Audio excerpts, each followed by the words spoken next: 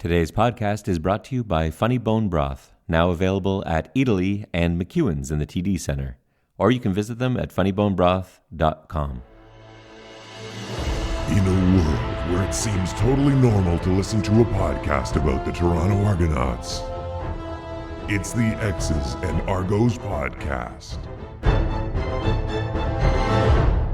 Welcome to the X's and Argos podcast. My name is Ben Grant, joined as always by JB. How's it going there? Good. How are you? Excellent. This is our social media podcast, which I'm pretty excited about because we've also got a really cool interview coming up later in the podcast with Argos defensive lineman Craig Rowe, one of our new signings, 2019 Grey Cup champion Craig Rowe, coming from the Winnipeg Blue Bombers. So he joins us. We've got that to look forward to. But I think it's worth mentioning the Toronto Argonauts probably have the best social media in the CFL. Agree or disagree? Yeah, I think that. I don't know if I could stand with a comprehensive analysis of every team's social media, but I would agree that the Argos social media presence is fantastic. The Argos account itself is amazing. Like, they do such a good job of, it's that range of funny, sarcastic, teasing to, serious and fun and informative. So it's all over the place. They tweet a lot about the various different charities that they work with, but they also have fun. It's playful with fans, and you've got Pinball's Motivation Mondays, which is fantastic, a new segment that they've got. So I think the Argos Twitter account is the best of the team accounts. But then you add into that there are a ton of Argo players that are not only really active on Twitter and on Instagram, but really good, entertaining. The stuff they tweet out is funny, it's interesting, it's educational, and in a lot of cases gives you real insight into players' lives, which is kind of cool. I think that's a neat thing, and that's not something that I feel like every team in the CFL has. Although CFL athletes, I would say, are better than athletes in most sports in terms of giving fans a glimpse into their lives. The CFL, generally does a great job at that. I think the Argos are above every other team in the CFL. Yeah, I think especially in this time of shutdown, having a strong social media presence is really important, and worth taking a look at and highlighting for people, because the chance to get to know these players before we have a season, I think, is one that people should embrace. So why don't we go through our top 5 Toronto Argonaut Twitter accounts to follow? 5 guys that if you're not following already and you're on Twitter, you should be. Or if you're not on Twitter, it's worth getting on Twitter just to follow these 5 Toronto Argonauts. So at number 5, we've got Joanne Breskison.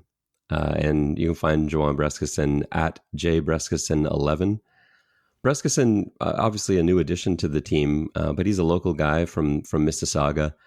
Thoughtful tweets from him. It's his life, and I love that. You've got him talking about Jordan documentaries. He grew up a big Michael Jordan fan, and he's got some amazing pictures of him on there as a kid wearing all his Jordan gear, going to early Raptors games.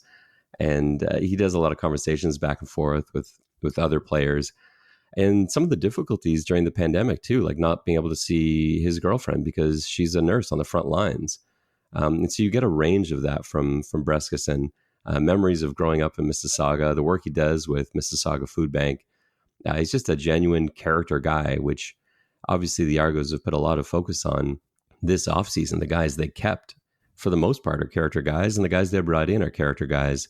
And Joanne Breskison, J Breskison 11, this is a player that you've got to follow because, yeah, he's entertaining and he's real, and definitely worthy of our number 5 spot on the list. Our number 4 pick is an offensive lineman, Jamal Campbell, a Toronto kid who went to C.W. Jeffries. And he is too tall. He just signed again with the Argos, and his Twitter feed is really interesting. He has been, since he's been in Argo, really involved in the community. And if you follow his feed, there's a lot of great references to the Pure Later Tackle Hunger program, which is providing food for those who need it, especially now, all the time, but especially now. But what I really like about his Twitter feed is, one, that you can tell he's Canadian, that Toronto is important to him. His references are here, but also his down-to-earth manner, that he, when you read his timeline, he is, really, really engaging, really kind of is talking about what he's saying. It's not really getting into self-promotion or a lot of sort of random back and forth. And the thing that I really like, which is often not the case with sports or celebrity Twitter, is he does not crash your timeline with a million retweets. And I think that's an important aspect in that. If you follow Jamal Campbell's timeline, you're going to get educated about what's going on in the news. You're going to see some stuff that's pretty funny.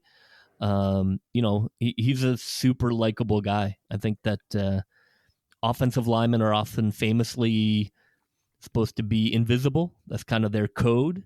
But I think if people look at his timeline, they'll be really pleasantly, I won't say surprised, but he has more personality than sometimes you see from offensive linemen. And, he's a really engaging young man. So I would put him at number 4. To me, he's the master of the retweet, because every retweet he has is gold. Like, I've never seen one, because he doesn't do it, like you said, he's not doing it like 10 times a day. But when he does, it's like, oh, that's a really good tweet. You never see one from him where you're like, oh, where did this come from? Why is this in my feed? No, it's an excellent mix. You got some pop culture, some funny videos, some Toronto-based information, some news. It's a really good mix, and it has a real personality. That was what I was really looking for when evaluating. Is he is present. It's not just a series of retweets by other people.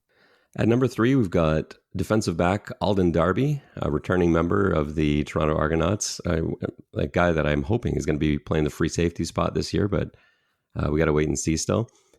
Similar to Jamal Campbell, in that you get really thoughtful retweets, but you also get a lot of stuff from his personal football journey, which I think is really interesting. You can find Alden Darby at Pick6Darb, and that's spelled PIC, the number 6, and then DARB, at Pick6Darb. He tweets pretty frequently about the early stages of his football journey. He grew up in Long Beach, California, but unlike every other professional football player that came out of Long Beach, he didn't play for Long Beach Poly. He actually went to Millikan, who kind of is forgotten about in that conference. And in his senior year, Darby was playing QB and DB, never left the field, and he actually beat Long Beach Poly entirely on his back. And he never got off the field in that game. He just tweeted out a video recently of highlights from that game, and it's nuts. He spent the entire game covering NFL receiver Kalen Clay the entire game, but he was also playing every snap at QB, running, throwing with this awkward like shortstop delivery.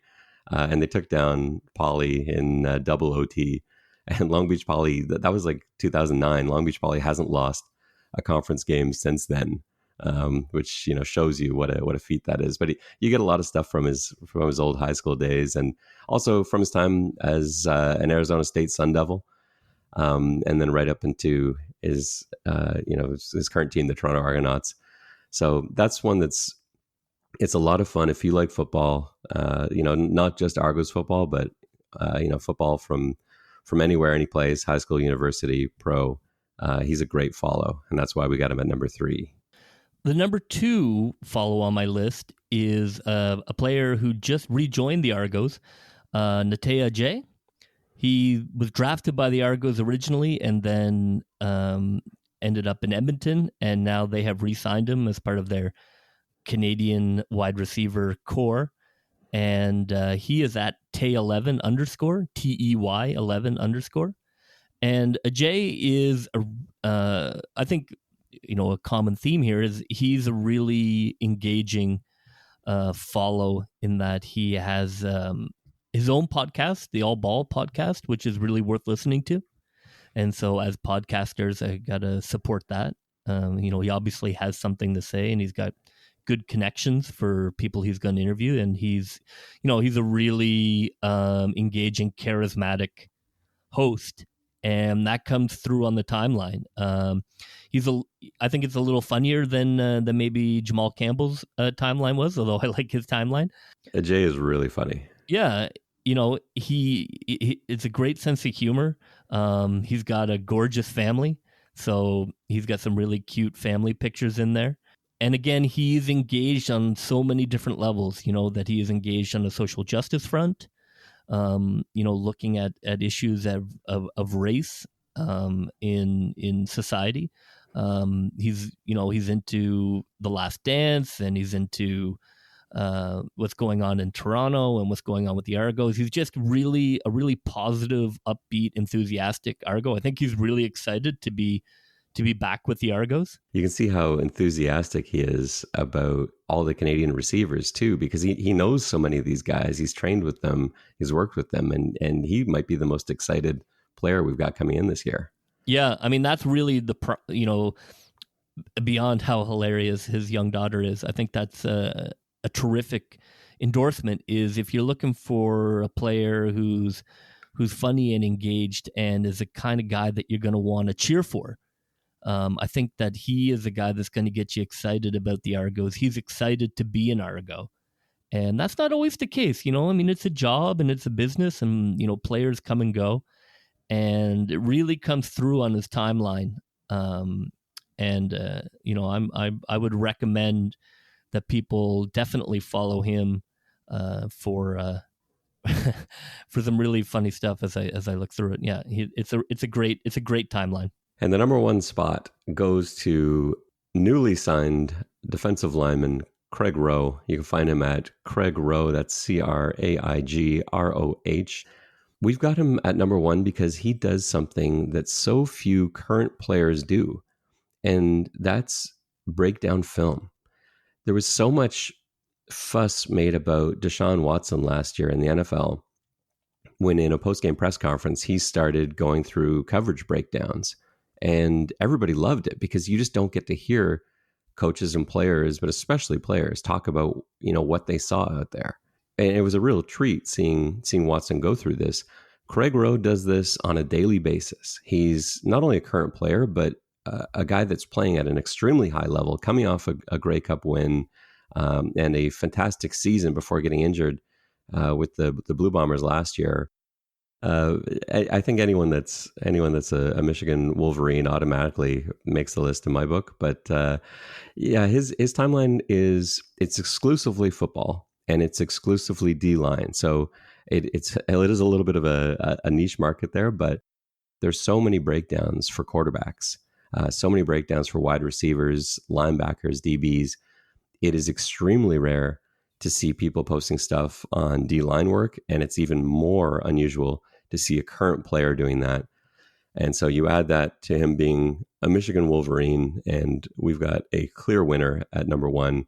Craig Rowe, our must-follow number one in terms of Toronto Argos players on Twitter. Yeah, I agree with you.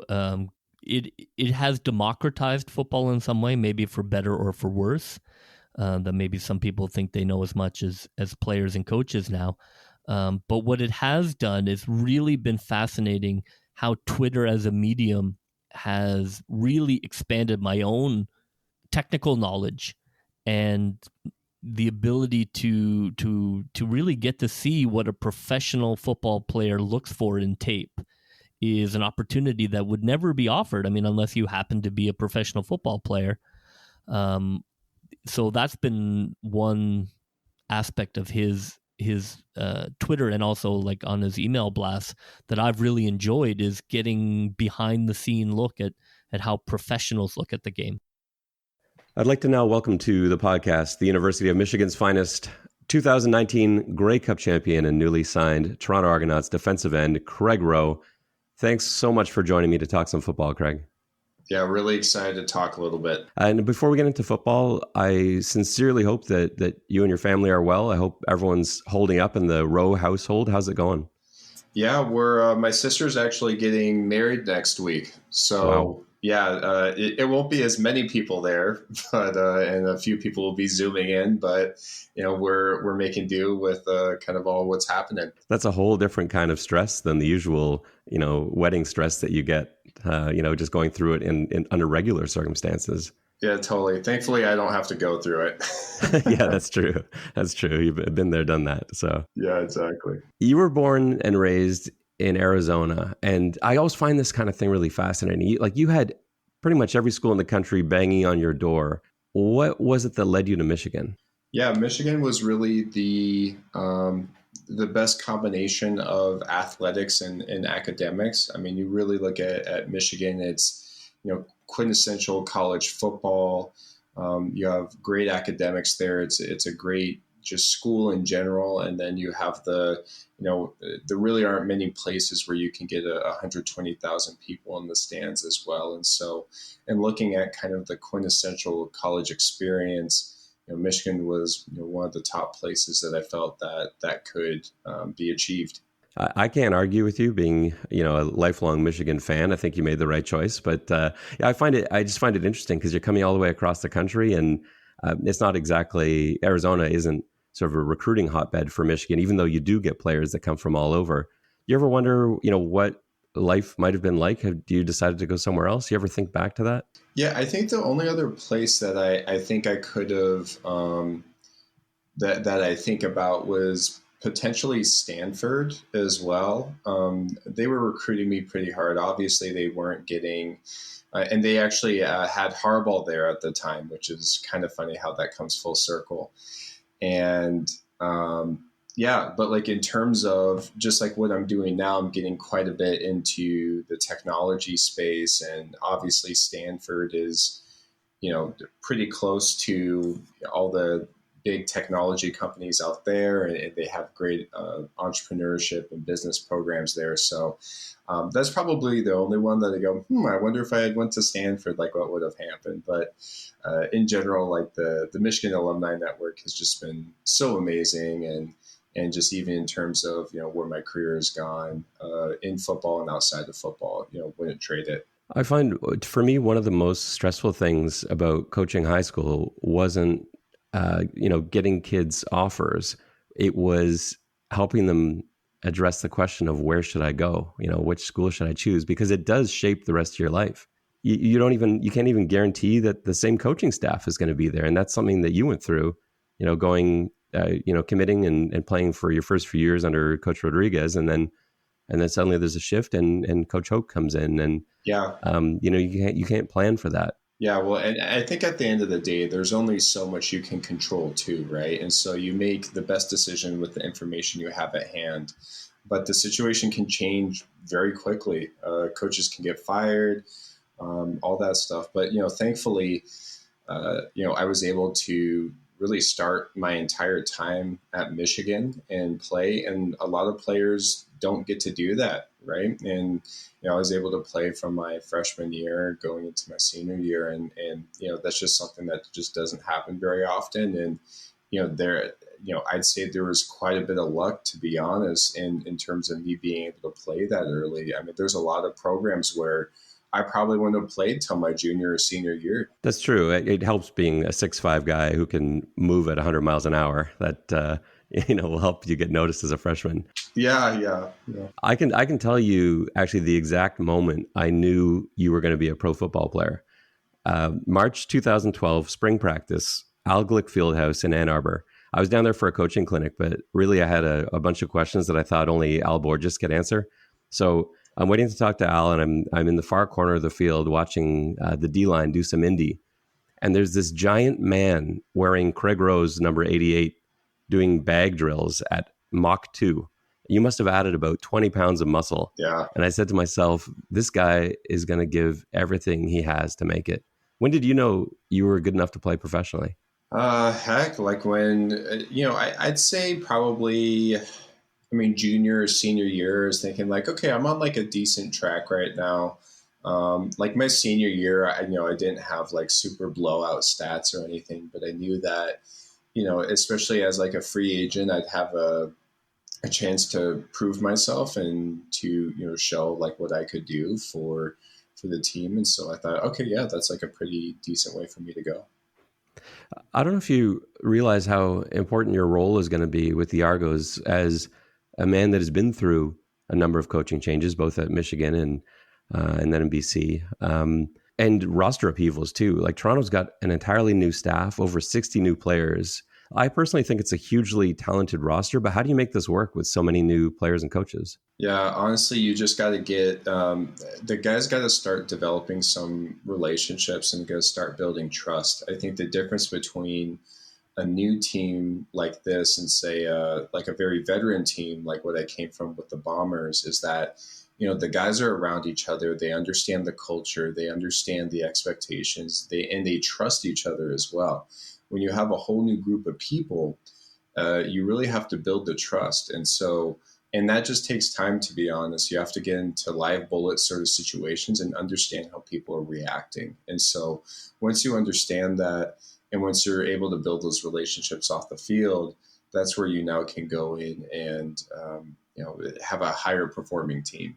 Is there anyone you're especially excited to play with that you haven't had a chance to before? Well, I actually have played with them before, but like, Drake Nevis, just having a guy like that who is not only an amazing leader off the field, but also a force to be reckoned with on the field. I think that's a guy who, you want on any D-line. You want guys who are going to, really bring the pop and bring the power and guys who have like that intimidation factor. And so, I've really enjoyed playing with him before, and I'm excited to keep continually playing with him.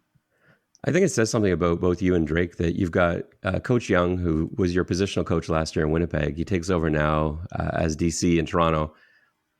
He's got his reputation on the line. This is a promotion, and he wants to do the best job he possibly can, and he chooses to bring you and Drake along with him from Winnipeg, and that's got that sort of boost of confidence that he has that much faith in you has got to feel pretty good, no? Yeah, exactly. I think, well, because he's seen and coached us specifically over an entire season. So, he sees us at our high points and low points. And so to be able to see all that and say, hey, like, I want to, be around you guys still and, and work with you guys, it's a huge vote of confidence. What's a Coach Young defense going to look like? Well, he's an aggressive defensive coordinator. I think he's a guy who's going to be blitzing, 6, 7 guys one play and then rushing 3 the next and confusing quarterbacks. And, he's a very aggressive play caller. And so I think he's someone who wants to show you one thing and then you do another. And so I think, if I were a defensive coordinator, I would either go one of 2 routes. The first route being I'm either like a blitzing defense, you don't know where the heck it's coming from, or I just, I have like 4 amazing defensive linemen up front. They put pressure on the quarterback, and then kind of everyone else is a very skillful player in their position. And it's a very simple defense. But I think, Young, he's very aggressive, very tactically oriented. And so I think, it's going to be a very aggressive blitzing sort of defense. Toronto fans, I think, are going to be pretty excited about that. It has not been great over the last couple seasons. And so we're ready for a change and, pretty excited about what Coach Young's D is going to look like. Yeah, I mean, Young's he's a great play caller, and he's a guy who, played the game himself. And so played at a very high level for a very long time. And so he definitely understands, how to confuse quarterbacks and confuse offenses. I want to talk a bit about your Twitter account and your new website, craigrow.com. And for listeners, if you're not already following at Craig Rowe on Twitter, you got to make that a priority today. I've been coaching for 17 years, and I learned more about defensive line play in the last 6 months since I started following you than I did in the previous 16 and a half. It's such a rare thing for a player to do. How'd you get into this? Yeah, I think so. What I saw, as my career is kind of going along, and I know, I'd love to play more time, but I know that, football careers only go so long. I have this knowledge that I've been able to pick up over the like the 20 years I've been playing football, and and I said, am I just gonna, like, after football, am I just gonna like walk away from it completely and like not use this like store of knowledge that I've built up over these past 2 decades of time I've been playing football? And I was like, man, like, how can I use this knowledge somehow? And I actually ran across, there was this guy by the name of Adam Wathan, and he's actually a developer. He writes code, and he got into actually like selling like educational products. And so like a big part of his strategy is like just being like helpful on the internet.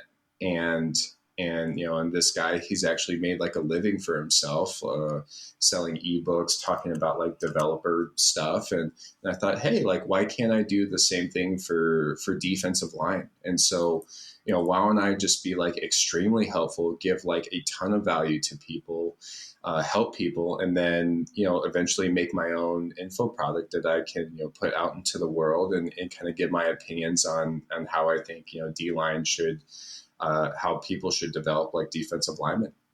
It's such good stuff. And like, I'm never going to be a defensive line coach. I'm on the other side of the ball, and it's probably the position group I know least about. But I sit there every week looking forward to your mail out, wondering, what's, and you usually tease it a couple of days before and say, this is coming up.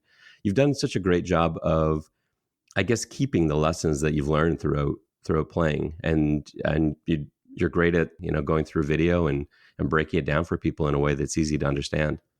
Yeah, thankfully I've been able to run into a few, different technologies, and I've even developed some design skills myself to where, I can now point out things pretty easily and be able to, if you can like take something down to its like simplest point so that, anyone who looks at this can understand it. I think really that's my mission. And so whether you've been in football 17 years or like you're just starting football, I mean, you're like a, high school freshman coach, and, before your kid's playing football, and you're like, hey, I should probably be coaching and I need to learn about this stuff. And so I think the idea here is that, that any person would be able to pick this up and say, and be able to get a few actionable coaching points off of it. I've got a 5-year-old and an 8-year-old, and they love football and they love learning about it. But they always ask, like, when are you done learning about football? When do you finish learning about football? And it's so hard for them to understand that doesn't happen. There's no point where you sort of say, well, I guess that's it then. I know everything there is to know. I think that's the coolest thing about the game. Yeah, well, and it's really the coolest thing about any subject you dedicate yourself to. There's always another edge that you can get, always another way of approaching it, another framework that you can use. And so really the learning is never done. I had always kind of thought that you might get into coaching, once you eventually decide to hang it up down the road. But I'm worried that you might end up designing rockets or something else instead because of your intelligence and your ambition. Have you thought about what you might do? Yeah, I think there's a couple different routes that it could go. I think if this, like, me being able to make a living off of selling like info products like ebooks and courses. I would love to do that sort of thing full time, and then do like, coaching, like personal coaching and training on the side. And then if if University of Michigan called me up and said they want me to coach D-line, I think it'd be pretty tough for me to say no to that, even for a short period of time. And so, I'm kind of like, I got a couple different options of things that could happen. And I think I'm just kind of looking to God saying like, hey, which route do you want me to go down toward? And so, I'm just like working away, and like whatever opportunity comes up is kind of what I'm open to. And so, I'm working in tech as well as a product manager. And so like, I'm kind of developing two different like career paths, and depending on which opportunities come at what point will kind of determine what I do. It's exciting, and we're talking years down the road here still, but it's just exciting that you've got things sort of brewing in the background as you continue on with your career, and now with the Toronto Argonauts. How are you doing physically? I know you were injured at the end of last year. You feel good? You're ready to go? Yeah, totally. It's thankfully there's even been a little bit more time to heal up as well. And so, yeah, I mean, the shoulder's feeling pretty strong, and yeah, it was kind of a bummer to be injured the last third of the season, but heck, it's healing up, and yeah, definitely excited for another season. Well, Craig, I want to thank you so much for being on the podcast today. I can't wait to see you out there in double blue, and I think the rest of the Argos fans are in for a treat when they see not only what you can do on the field, but what you add to the team in terms of some of those intangibles, and bringing some of those younger guys along as well. So I'm pretty excited, and I think the rest of the city should be too. Yeah, it's going to be an exciting time, that's for sure. All the best, Craig. Thanks so much again, and stay safe. Awesome. Thanks. That was Craig Rowe, and don't forget that you can follow him at Craig Rowe, and be sure to check out his website, craigrowe.com.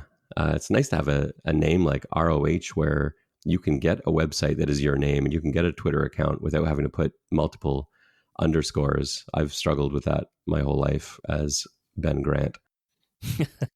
You're a profiling courage. No, I love talking to him. I think he's just such a smart football player, and just a really genuine guy. Yeah, it was a great interview, and hopefully we'll over the coming weeks be able to get some people on as good as that as well, to kind of keep everybody connected to the Argos as we wait to see what the fall brings. I wonder what it's like with Rowe as a member of a CFL team, like because he's so intelligent and because he knows his position so well. I wonder what that's like what the interactions with him are like with coaches and other players. I'd be really interested to hear other players' perspective on Rowe, at practice in the locker room. Yeah, I would think it could only be a positive. I know you hear different stories about a lot of guys in the CFL and the NFL who never really learn how to study film. A lot of guys are able to basically ball out at university on talent and are not really pushed to get into film study. And so they come into the league not necessarily knowing how to break down film. So I would think having him be able to share his knowledge would certainly help, defensive line. Oh, it's a huge thing, I think. And it's one of those things where, I don't know how much is learned. Like, some guys are great at film study and some guys just never seem to get it, like you said. And I don't know how much of that is natural, how much of that is effort, or how much of that is who it was that first taught you to study film. Like, I don't know if it's his time maybe getting screamed at by Coach Matty at Michigan that forced him to be obsessive about film study, or if that was just something that he always did. Maybe he was just as obsessed back in Arizona playing in high school. It's such a huge advantage in this situation, I think, because it's like having an assistant coach who's on the field. Yeah, I think that his knowledge is so much more than maybe sometimes defensive linemen are given credit for. Sometimes the stereotype is, see ball, get ball. And I think it's great that he is blowing up that stereotype. I would definitely recommend anybody who has an interest in learning more about football to get on his email blast and to check him out on Twitter, because you're going to learn more about the game. And, really, if there was ever a time to get into film, if you're a football fan, this summer will be it. Exactly. Well, that'll just about do it for us on the X's and Argos podcast. Thanks again to Craig Rowe for joining us on today's episode. For JB, I'm Ben Grant saying so long, and may all your pre-snap reads be good ones. Go Toronto Argos, go, go, go. Pull together, fight the foe.